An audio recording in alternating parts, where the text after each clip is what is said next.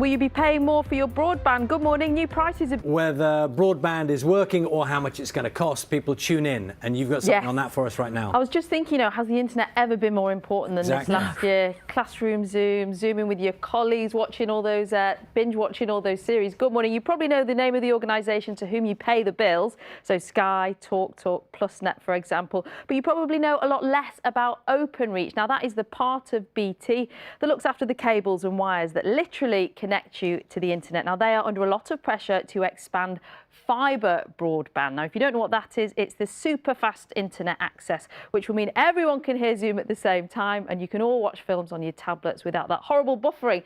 Now, at the moment, just over 4 million homes have it, and the government wants to quadruple that over the next 4 years. We're lagging way behind developed nations in that area. Now, in the last few minutes, Ofcom, the regulator, has announced that Openreach can begin charging more to providers who give us super fast fibre broadband.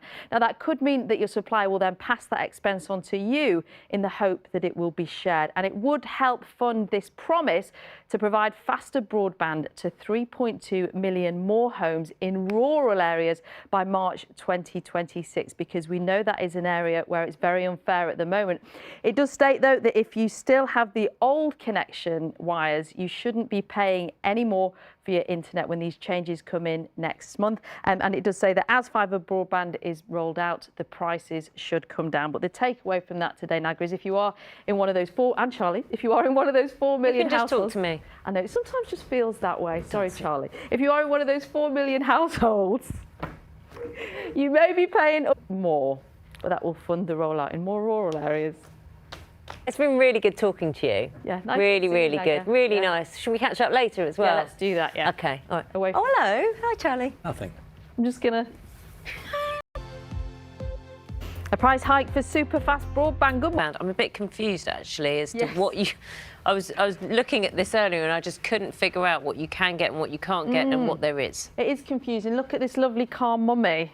This was not the scene in my house last summer. That's not homeschooling, is it? But she's obviously got super fast broadband. You know, last year it exposed, didn't it, the fact that you could have one person on Zoom, one person... I was trying to broadcast from home, 2 kids on the tablets. Very stressful. It might have been better if I had fibre broadband, because that provides the best internet connection. But at the moment, it's only available to 4 million homes. Now, the government wants to quadruple that number over the next 5 years. But for the best provision for regular internet connection, though, the prices will be pegged to inflation. What it does mean, though, is that as providers begin to absorb these changes next month, prices should get more competitive. So come the 1st of April, when all of this kicks in, it might be a good time to shop around and see the best deals that are out there. Absolutely. Nina, thank you very much. Maybe that'll be me one day. Nah. No, I don't think so. Oh, yeah. Absolutely.